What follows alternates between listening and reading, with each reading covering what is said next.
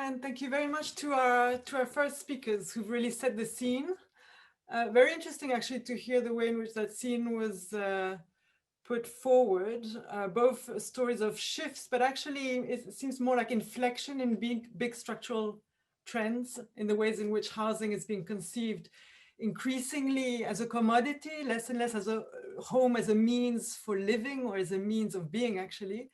But actually we saw, Diana showed how actually that was a long process in the making.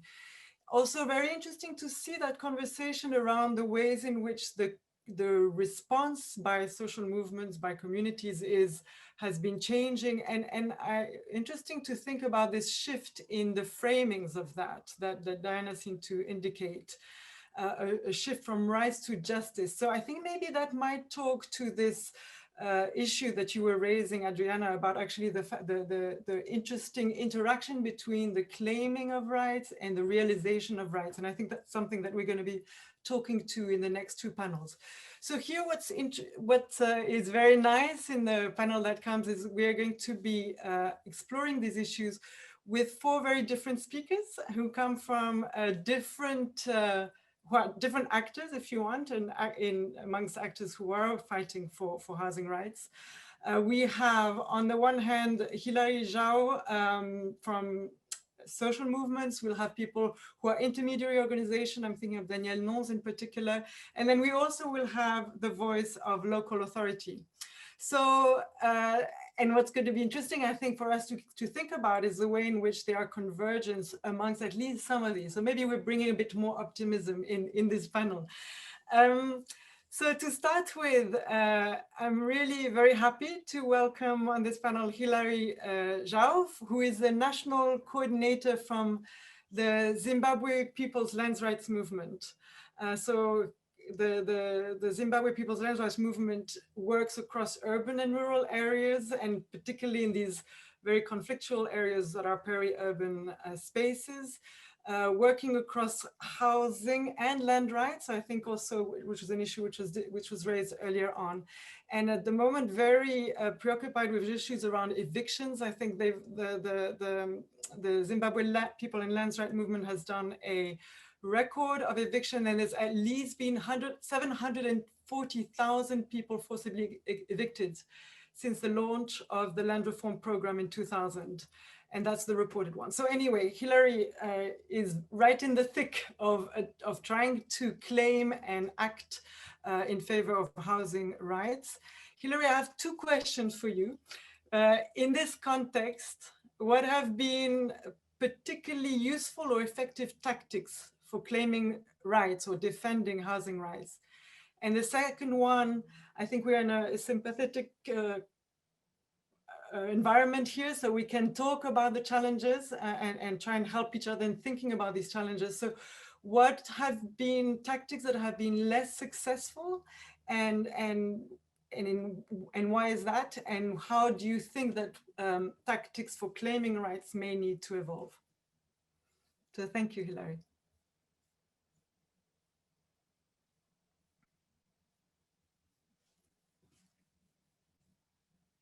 Hilary, maybe you need to unmute. Yeah. Oh, okay. Thank you, Barbara. Thank you so much. Greetings to everyone. I think I'll just have to go right straight to the point because I don't have much time to I have a lot to say. So basically what we have been doing, what is our down to top approach, where we are educating the grassroots, educating the community in the areas where we work, both in the urban areas and also in the rural areas, which are mostly in the rural areas where we mostly work on land rights. So basically education of grassroots on their rights so that they can be able to be in a position to know their rights and also be able to claim their rights and also be able to seek redress of violations through the proper channels. We are also working. Working on engaging with various states, the various arms of the state, which is the legislature, that is the parliament, and also government line ministries, in terms of lobbying for policy reforms, lobbying for policies that are favorable in terms of housing and land rights are concerned. And then thirdly, we have been also using media. How so? We have been through our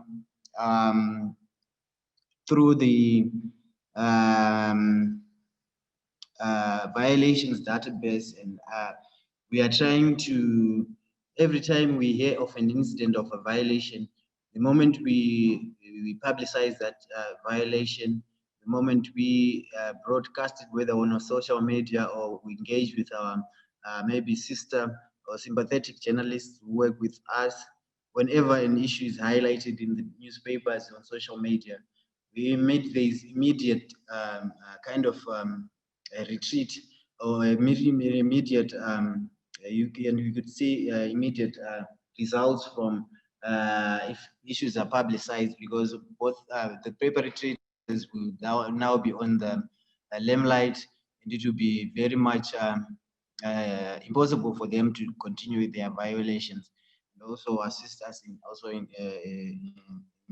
our interventions. So going to the next question, since I don't think I have much time, we would go into what are the challenges we have been facing in terms of trying to achieve our goals. Firstly, there is a lack of policies and laws which support and promote and protect housing and land rights. And for land rights, our government is working on a land policy, which means there are no, currently there are no, we do not have a land policy that is maybe 20 years after the land reform. We still do not have a land policy which guarantees security of tenure, which protects habitats, which protects housing rights also. On the housing rights sector, I think there is a policy on that, but then there is an issue of highly politicization of both these sectors, that is the housing and also the land sector. Going forward, I think there is also a lack of knowledge by mostly the victims of housing and land rights violations. They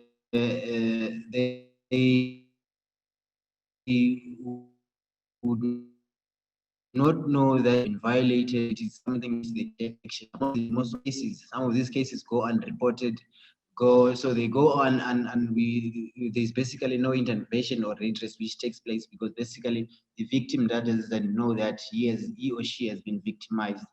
So also going forward, I think the issue of politicians, corruption is one of those major issues which we are also facing.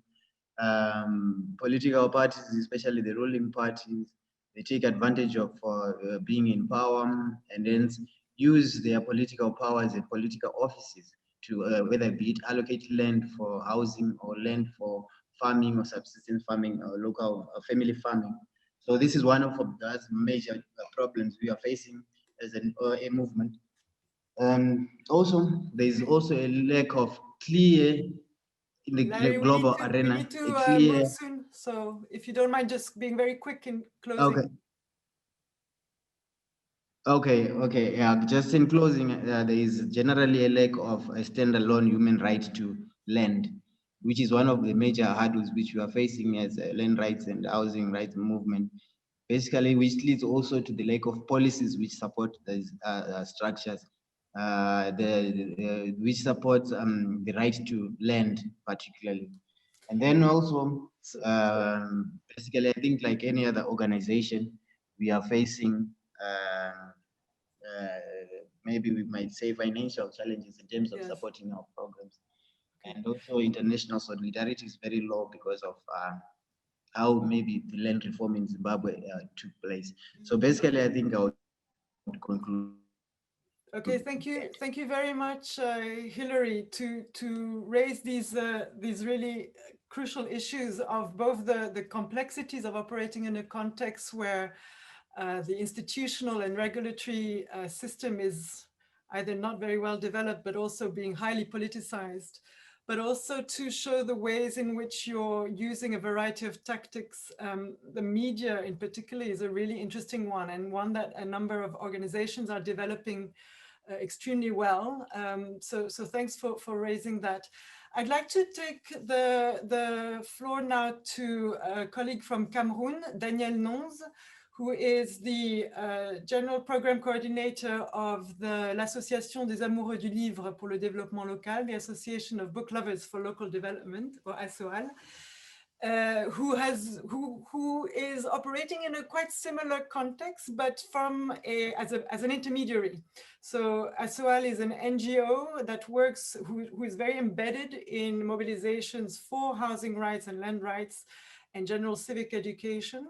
But plays that role of linking with community groups and also trying to find the kinds of allies that Hilary was talking about that are so essential for actually realizing rights. So Daniel, please, s'il vous plaît.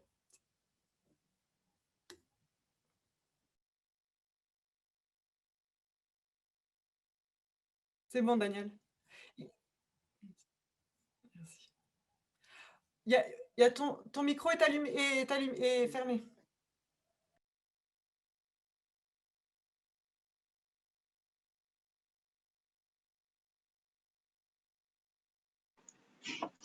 Ok, je m'excuse pour le désagrément. Je disais tantôt que les échanges ont très bien commencé, tout est intéressant.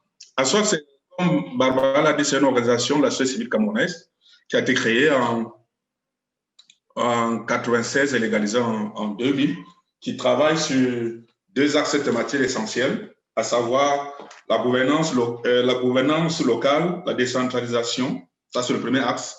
Le second axe porte sur la promotion des DES. Sur les DES, nous travaillons beaucoup sur la protection des droits économiques, sociaux et culturels. Et l'un des droits les plus importants sur lequel on est concentré, c'est le droit au logement.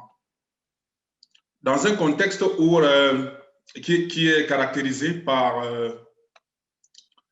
un nombre important sur le coût élevé des logements, autant que moi je vous l'ai dit, il y a les logements qui sont construits et les coûts varient construits par l'État, entre 25 millions et 30 millions. Il est aussi caractérisé par le développement des évictions forcées et des accaparements des terres, parfois pour des causes d'utilité publique ou pour la réalisation de grands projets. Et notre stratégie se justifie par l'éloignement aussi des structures d'accès aux droits, dont je voudrais parler un peu des palais de justice et des cabinets de conseil. Il est aussi caractérisé par le coût élevé des prestations judiciaires et juridiques, c'est-à-dire que lorsque les populations ont besoin de conseils, ça coûte plus cher lorsqu'il faut absolument aller rencontrer un juge ou un avocat. Alors, je voudrais passer directement, je sais que le temps est très court, sur la stratégie développée par ASOAL. La première stratégie porte sur la mobilisation, la formation issue des communautés que nous accompagnons. Elle va s'enchaîner avec la réalisation des enquêtes sociales pour mieux cerner les impacts des évictions forcées sur les communautés en cas d'éviction. Et ça, on réalise des enquêtes sociales pour avoir ces informations. Une fois que c'est fait, nous allons passer à la documentation des cas. C'est-à-dire qu'on va documenter chaque cas pour avoir des informations exactes. Parce que lorsqu'il faut aller au dialogue ou alors il faut aller défendre le cas, on a besoin des informations qui présentent au plus petit détail chaque cas identifié. Après la documentation des cas, on va mettre en place une stratégie. On a mis en place une association, de l'association des volontaires pour la cartographie participative. Cette association va nous aider de mettre sur une carte, de situer sur une carte chaque cas, chaque communauté victime ou potentielle victime des évictions forcées. Alors, une fois que cette stratégie est mise en place, on va mettre en place une stratégie de l'association des volontaires pour la cartographie participative. Cette association va nous aider de mettre sur une carte, de situer sur une carte chaque cas, chaque communauté victime ou potentielle victime des évictions forcées. Alors, une fois que cette stratégie est mise en place, on va mettre en place une stratégie de l'association des volontaires pour la cartographie participative. Cette association va nous aider de situer sur une carte, de victime ou potentielle victime des évictions forcées. Alors, Après cette étape, nous avons passé à la réalisation des cartes participatives. C'est-à-dire que les volontaires que nous avons formés vont réaliser les cartes de chaque communauté. Actuellement, on est à une vingtaine de communautés que nous accompagnons. Alors, après avoir réalisé les cartes, nous allons passer à la structuration des communautés en collectif. Des communautés victimes ou potentiellement victimes des évictions forcées ou d'accaparement des terres. On va les accompagner à se structurer en association pour mieux défendre leurs droits. Alors, puisque parfois l'un des problèmes des citoyens, c'est le manque d'information, nous avons un outil qui s'appelle Université itinérante citoyenne. C'est le caravane citoyen pour amener le citoyen à mieux maîtriser ce qui est prévu en termes de loi. Parce que pour aller revendiquer, il faut savoir ce qui est prévu et veiller à ce que ce qui est prévu soit appliqué. Donc, on va mener ces campagnes qui sont organisées dans chaque communauté accompagnée. Alors, après cette étape-là, nous allons passer à la mise en place des balcons de droit et d'éducation à la citoyenneté. C'est une sorte d'espace créé dans des communautés en question où les parajuristes formés, les juristes professionnels ou des médiateurs qu'on a formés seront auprès des communautés pour les accompagner, par exemple, peut-être pour la rédaction des plaintes, pour des conseils juridiques, qui peuvent aussi les accompagner en justice au cas où c'est nécessaire. Donc, l'accompagnement des communautés va porter essentiellement sur la médiation, sur l'accompagnement administratif, juridique et judiciaire. Alors, c'est clair que si on veut réaliser l'accompagnement, même s'il est juridique ou judiciaire, on a, comme Baba l'a dit, besoin des alliés au niveau des institutions. Donc, on a une bonne stratégie de lobbying qui nous permet, si on travaille avec le ministère en charge de la gestion de foncier au Cameroun, on a besoin d'avoir des alliés intérieurs qui vont nous donner parfois de la documentation qui n'est pas accessible à tous, même si elle est publique. C'est parfois trop compliqué si on veut l'avoir. Donc, mais si vous avez des alliés, vous allez facilement les avoir. Et ça nous permet d'avoir des informations. Merci Daniel. On doit... Il y a notre outil que nous utilisons, c'est l'organisation des tribunaux populaires des évictions. C'est une sorte de tribunal que nous organisons parce que l'accès au procès n'est pas facile. On va donc simuler un tribunal avec un jury pour permettre aux personnes qui sont victimes de pouvoir s'exprimer. Et à l'occasion, on va mobiliser des institutions en charge, et parfois pour ceux qui sont à l'origine des violations des droits, pour les sensibiliser et qu'ils prennent conscience de la situation, de l'impact aussi de ces évictions sur les communautés. Donc, et une fois que c'est fait, on a fait ça, il y a une activité la dernière, je crois, c'est l'élaboration de rapports alternatifs sur le droit au logement qu'on réalise chaque année. Ça, c'est pour mobiliser la communauté internationale autour de ces cas de violation des droits au logement qui sont connus un peu partout. Donc, pour finir, on a quand même quelques défis. Hein. L'un des défis, c'est le passage à l'échelle de la mise en œuvre de notre stratégie, la mobilisation des ressources humaines et financières, la mobilisation aussi des communautés et l'accès à la terre pour produire les modèles de logement que nous avons pu élaborer. Voilà en quelques mois, en quelques minutes, ce que je pourrais dire par rapport à ce qui m'a été demandé. Merci. Okay, so I'll go back to English. Thank you very much, Daniel, for this very interesting presentation, which shows the multiple scales at which ASOAL is working, and also the very interesting and different tactics that are used, but which require always engagement with multiple actors. And I think that's one of the interesting things that's coming through in this panel is the ways in which housing rights can only be reached if you bring together a number of actors. And the role of intermediation here becomes quite important. So we're going to move now to our next speaker. We are moving north to Spain. We are going to have Paco Morote, who is a spokesperson from the Plataforma de Afectados contra la Hipoteca, PA, which is a very famous citizen-led platform that grew out of the financial crisis in Spain. Was set up in 2009 and has now up to 226, I think, groups across Spain. So questions for Paco, I think the same question, what have been some of the most useful tactics that you have found? And I'm quite interested to hear from you this notion of the link between the legal and the rights dimension, and then also how you are seeing your tactics potentially changing in a changing context. So to you, Paco, thank you. Hola, buenas tardes. Muchas gracias por esta invitación. Y bueno, nuestra táctica siempre estuvo vinculada a cuatro aspectos fundamentales. En primer lugar, el más urgente, obviamente, era el de ayudar a la gente. Y para eso lo que teníamos que hacer, lo que hicimos fue empoderarla. Hacerles ver que ni eran culpables ni son culpables de su situación y que además que tienen ese derecho a la vivienda. En segundo lugar, ejercíamos una presión potente y ejercemos una presión potente tanto sobre la banca privada como sobre las administraciones públicas, porque son las responsables de las leyes. También denunciamos que la situación por la que atravesaba la gente era una situación consecuencia de la legislación, de las leyes que teníamos en vigor, y que esas leyes las aprobaban los políticos. Por tanto, empezamos también a presionar a los políticos. Hacíamos escraches, por supuesto, siempre desde un punto de vista radicalmente pacífico, pero sí presionante y denunciante. Es decir, les presionábamos diciendo, ustedes pueden, pero no quieren. Ustedes, por su inacción o por su acción, esta gente está siendo desahuciada.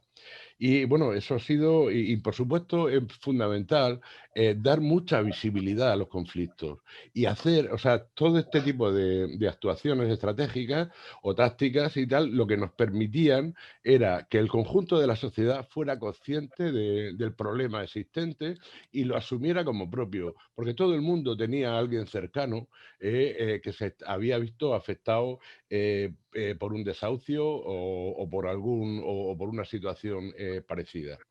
En consecuencia también, y puesto que estábamos denunciando la legislación, tengo que decir que los dos únicos intentos, porque en España no existe una ley estatal de vivienda, a pesar de que en la Constitución el artículo 47 reconoce ese derecho, pero sin embargo no hay una ley estatal de vivienda que garantice unos mínimos, sino que la competencia en materia de vivienda es de cada una de las comunidades autónomas, con lo cual a la desigualdad social, ¿no? En función del nivel de renta disponible que ya existe, se añade la desigualdad del territorio en donde vives. Somos los dos únicos intentos de una ley estatal de vivienda, los hemos llevado al Congreso desde la plataforma Afectados por la Hipoteca.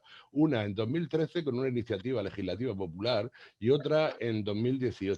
Ni que decir tiene que ambas fueron derrotadas, pero también hemos tenido victorias importantes. En 2015, mediante también una iniciativa legislativa popular en el territorio de Cataluña, se aprobó la Ley 24/2015, que es una de las mayores, de las que mejor protegen a nivel europeo el derecho a la vivienda, y fue fruto precisamente de la lucha de la paz, y es una ley que todavía está en vigor. Sin embargo, como digo, existen notables diferencias en función del territorio en el que se vive. Aquí los desahucios no han desaparecido, a pesar de que aparentemente hay un gobierno más sensible. Sin embargo, estamos denunciando que solo en el tiempo que va, en los días que van desde el 4 hasta el 30 de junio, que son los únicos días que han estado los juzgados activos porque estaban cerrados como consecuencia del confinamiento, el estado de alarma por la pandemia, solo en esos 27 días se han producido en España 1.383 desahucios. 1.383 en 23 días, en 27 días, perdón. Y bueno, esto va a seguir así, y en esta tesitura, pues nosotros hemos reclamado varias cosas. Hemos reclamado, en primer lugar, una moratoria de todos los desahucios hasta el 31 de diciembre de 2021, teniendo en cuenta pues, las consecuencias, porque hemos hablado de la crisis pasada, pero la pandemia está generando una brutal crisis económica, pues casi tan potente como la anterior. En segundo lugar, hemos reclamado porque en la crisis anterior hubo un rescate a la banca, un rescate que se saldó con 60.000 millones de euros que el Banco de España da por perdidos, y nosotros decimos que no se pueden dar por perdidos. Y no solo lo decimos nosotros, sino que estamos convencidos de que el conjunto de la sociedad está con nosotros y que la banca, que dispone de enormes cantidades de vivienda, debiera cederla para uso temporal como parque público. Porque ha habido un tema que habéis comentado, que es el tema de la vivienda pública como solución. La vivienda pública es imprescindible. Si no hay vivienda pública, no hay acceso a la vivienda. La vivienda, como bien ha planteado en primer lugar, luego lo ha repetido algunos otros intervinientes, pero nuestra querida amiga Raquel Ronick, la vivienda está cosificada, es un mero bien de consumo más, como un lápiz, como un ordenador o como un cepillo de dientes. Y nosotros hemos reclamado en la situación de pandemia que no solamente la condición de bien social para la vivienda, hemos reclamado, hemos exigido también la condición de bien de salud pública, puesto que nos han confinado en las casas a los que tenemos casas. Pues resulta que en plena pandemia hemos tenido que parar desahucios. Es decir, cuando se nos dice que tenemos que permanecer en nuestros domicilios, ponen a gente en la calle. Además, se ha desatado este verano una curiosa campaña por parte de la derecha política en España, denunciando el tema de la ocupación. Y aquí no tenemos vivienda pública. Es decir, mientras que en los países de la Unión Europea hay una media que suele rondar entre el 14 al 18% de vivienda pública para alquiler asequible, aquí en España apenas superamos el 2%. Sin embargo, según la estadística oficial del Instituto Nacional de Estadística, hay 3,5 millones de casas desocupadas. Cuando estamos además en situación de pandemia, la gente tiene que optar entre vivir en la calle u ocupar una de estas viviendas. Además, la inmensa mayoría de esas viviendas son propiedad o bien de la banca o bien de fondos buitre que han desembarcado en nuestro país y que además los mantienen conscientemente y especuladoramente fuera de mercado para así hacer subir los precios de los que sí tienen en mercado. Y acabo, porque parece que me ibas a llamar la atención. Vale, acabo. Es fundamental. Es muy importante y se ha comentado también, es decir, la vivienda no solamente está considerada, es un mero bien de consumo, no. Lo más grave que tiene la vivienda y lo que desde nuestro punto de vista atenta más gravemente contra el derecho a la vivienda es que es un bien de financiación de las entidades financieras, es un bien de financiación de la banca. Recordar que la crisis de 2007 se inició con las hipotecas subprimes. Entonces, por eso la banca tiene tanta participación y los fondos buitres. Por lo tanto, tenemos que hacer que eso salga de ahí, que eso deje de ser objetivo prioritario de esa financiación. Y muchas gracias. Thank you very much, Paco. And sorry to have to press you on such an important issue indeed. So thank you again for sharing this experience and really shining the light on the responsibility of the state actually in being able to address these issues and potentially shift some of the paradigms upon which they operate and they conceive of housing. And so now Eduard Cabré is in this potentially unenviable position to have to speak on behalf of local governments. But here you have a really interesting experiment going on in Barcelona. And I think really interesting for us to understand what it means for a local government that takes housing rights seriously, indeed that built its sort of its political message around taking housing rights much more seriously. I think we're all keen to understand the opportunities this brings and the challenges too in this rather difficult international context that was sketched earlier on. So to you. Okay, can you hear me okay? Yeah, thank you. Yes. Okay, thank you very much for having me here. I'm going to be speaking in English since I didn't know I could do it in Spanish when I prepared some of my notes. I'm very happy to be here. I see a lot of familiar faces. So this really feels like a family reunion to me. I'm here as an independent consultant to the housing department at the city of Barcelona, even though a few months ago I was still working at the Global Platform for the Right to the City. And in both capacities, I participated in the launch of the Cities for Adequate Housing Declaration that many cities and civil society organizations signed and launched together. And as a result of that movement, so to speak, within UCLG, we set a community of practice on housing where several cities meet to discuss their current challenges. And also as part of that community of practice, we try to engage civil society groups. And so this call for me is just or yet another opportunity to continue exchanging with civil society groups. So I'm going to be telling you a little bit about the approach that Barcelona has been taking on housing. I'm glad that Paco already gave you the overall context in Spain in terms of the challenges resulting from the financial crisis, but also the most recent ones. But I want to tell you a little bit about how in Barcelona, the city has been trying to really, implement from the ground up housing rights in the city. And to do that, we approved the Barcelona Right to Housing Plan, which is a 10-year plan. I'm just going to very quickly tell you about the 4 axes that this plan includes to give you an idea of the approach that we are taking. The first axis looks at preventing and addressing housing emergency, because even if we want to have a long-term impact and change the paradigm, we realized there were very short-term needs that we couldn't just forget about. And so in order to respond to those needs, the city increased rental allowances. During these few years, we've been increasing them year after year. We also set a unit against residential exclusion, which is a unit of social workers and other experts that support people facing eviction. So in a way, what Paco was telling you about supporting families in need, the city here tried to emulate some of the work that PA and other groups were doing on the ground as civil society within the institution, so that the city could also be there, in person when evictions were taking place, but also even before in trying to prevent them, of course. And we've also been pushing for rent regulation, and this is something that I'm going to be telling you later on. The second big axis that the plan included was an attempt to guarantee the social function of housing.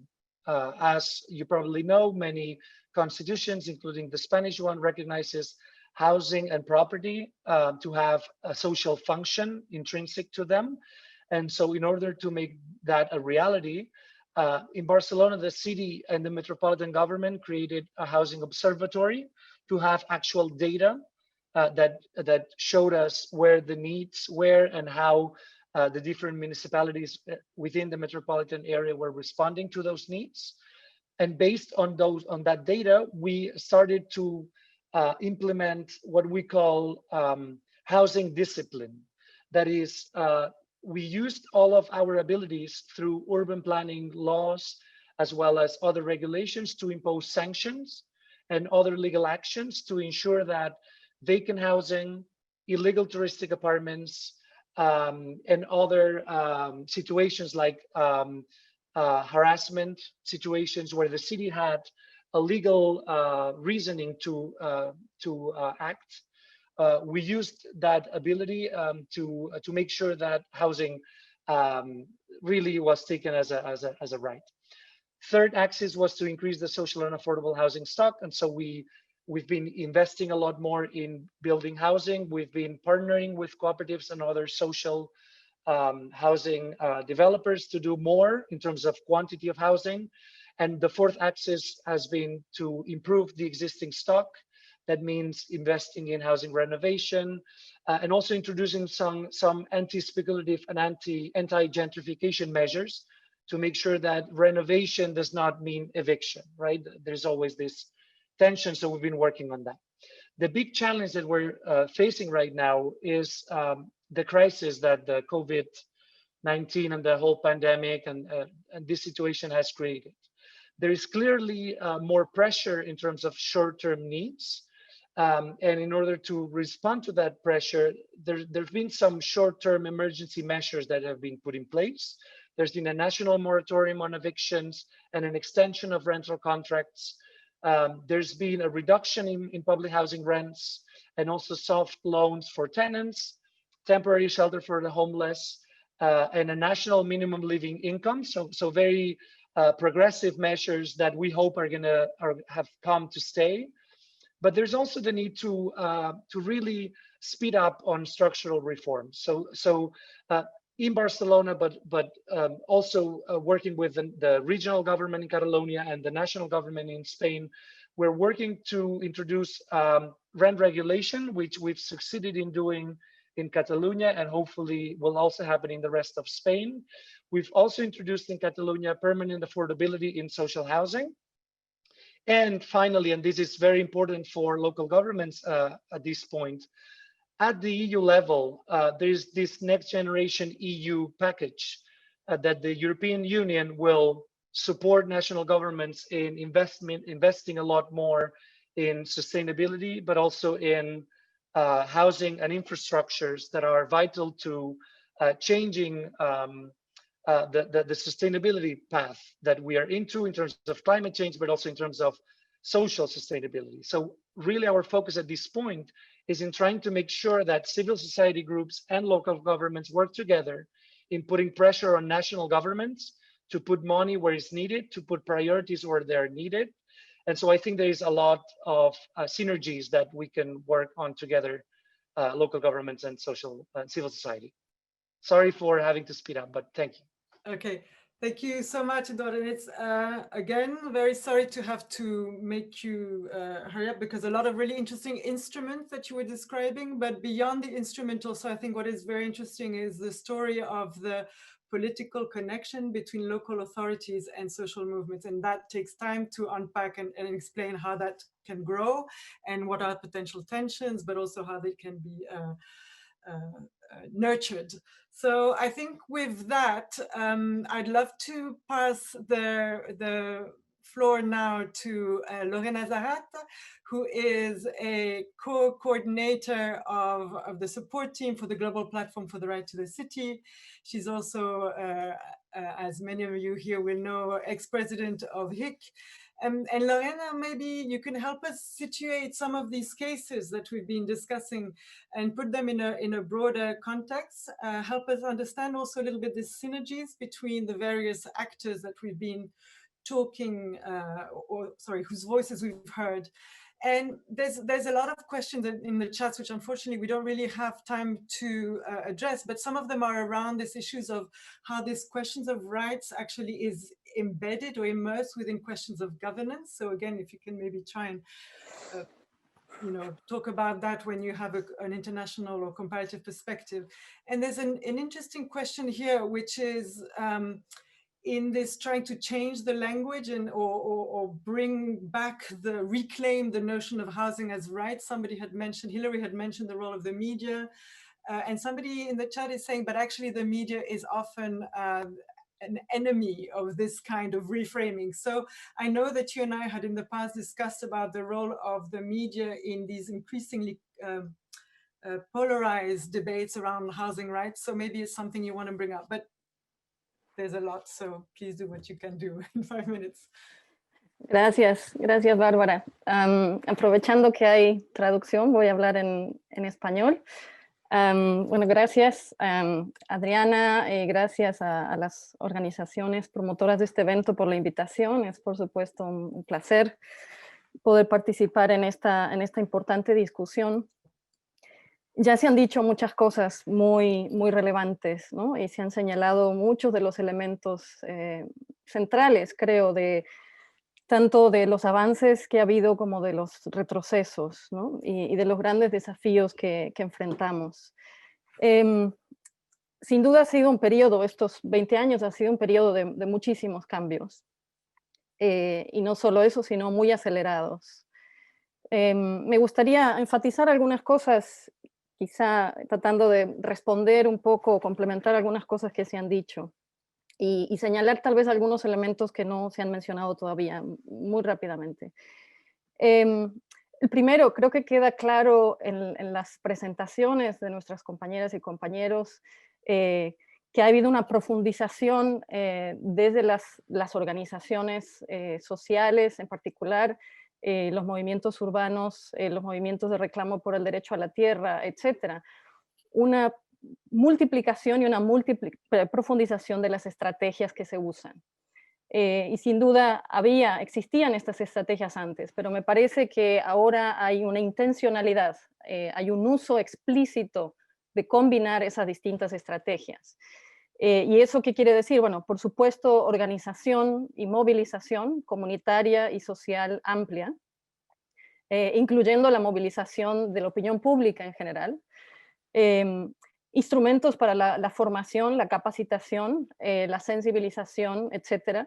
Y aquí señalar no solo de las comunidades y de las comunidades afectadas y de las personas afectadas, también de las instituciones, también de las y los funcionarios públicos. Y esto ha sido parte de un proceso intencionado también. No alcanza con capacitar a nuestras comunidades. Tenemos que cambiar las instituciones y la forma en que las instituciones operan. Y eso también se ha estado haciendo. Por supuesto, todo el nivel de la incidencia en políticas públicas, de las propuestas para política pública que vienen de las organizaciones, y esto incluye desde cambios constitucionales en varios países, como en el caso de Bolivia, Ecuador, etcétera, para incluir el derecho a la vivienda, en muchos casos el derecho a la ciudad, pero la modificación también de políticas y la propuesta de leyes, las iniciativas populares de leyes para modificar el marco jurídico existente.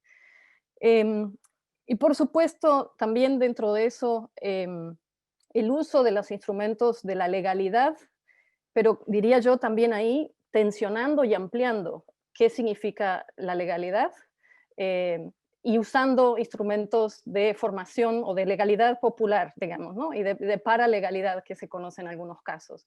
Y creo que esto es fundamental, ¿no? No solamente empoderarse y conocer lo que hay, sino expandir los límites de eso también desde las comunidades. Y formatos alternativos, el uso de tribunales populares, por ejemplo, para denunciar casos, para exigir que se tomen medidas, etc. Me parece que esto es muy importante. Dentro de eso, decir que tenemos que tener presente, y esto también en diálogo con el panel anterior, el enfoque de derechos humanos, el enfoque de derechos económicos, sociales y culturales, no solamente nos dice el qué es importante, también nos dice el cómo llegar ahí. Y el cómo no llegar y cómo no violar esos derechos. Y creo que esto es importante resaltarlo, ¿no? Hay instrumentos claros, hay parámetros claros de qué no hacer. Y una cosa que ha cambiado mucho en estos años es el rol del sector privado y el rol del sector privado transnacional y corporativo. Y como sabemos, el enfoque de derechos tiene limitaciones frente a eso todavía, porque está centrado en los estados y en las responsabilidades de los estados, y todavía muy poco en términos de regular el rol del sector privado y en particular el rol del sector transnacional, que cada vez más está impactando la vida de nuestras comunidades, tanto urbanas como rurales, tanto en el sur como en el norte, ¿no? Y hay pocos instrumentos para esto todavía. Ahí es donde ha habido innovación y ahí es donde la movilización conjunta de la sociedad civil, de las comunidades con los gobiernos locales, que ven que ni los gobiernos nacionales ni las instituciones multilaterales están tomando el rol que deben tomar en ese sentido, ha habido avances. Y la declaración que se menciona de Ciudades por la Vivienda, por ejemplo, muestra un poco el sentido de esos esfuerzos, de cómo los gobiernos locales necesitan juntarse además en red, en solidaridad, para negociar frente a estos y poner un alto a las acciones de estos actores transnacionales. Me parece que ahí hay mucho que avanzar todavía. Y lo otro que diría es que me parece que lo que ha habido, o lo que falta desarrollar más, es un discurso, las dos cosas, un discurso y una práctica de los sectores progresistas institucionales. Creo que los partidos políticos progresistas, los sindicatos, incluso las universidades y otras instituciones públicas se han quedado atrás en muchos de estos discursos y en muchas de estas prácticas y han sido víctimas del mantra neoliberal y de dejar, ¿no?, que el mercado haga y el desmantelamiento del Estado que nos señalaba Raquel al inicio. Hoy se abre no solo la oportunidad, sino la necesidad urgente de cambiar eso. Las crisis anteriores, las crisis que traíamos y que se profundizan, social y económica, el cambio climático y ahora la crisis sanitaria, ponen en el centro la urgencia no solamente de lo público y de fortalecer lo público y el rol de la vivienda en eso, sino de reimaginar lo público y reimaginar lo público en una gestión comunitaria, en una gestión participativa. Creo que hay muchos elementos ahí y sin duda saldrán más de los siguientes debates. Gracias. Lorena, thank you so much. Again, such a difficult task to try and respond in such a short period of time, but I think really putting the point on the need that we need to, in this current moment, we need to find really different solutions to the one we had in previous times of crisis. So thanks for, again, bringing the urgency to the table. I think we're going to move now to the next panel. If that's, I want to thank everybody, of course, for your participation and for your playing the game of trying to speak in such a short period of time. It's a challenge.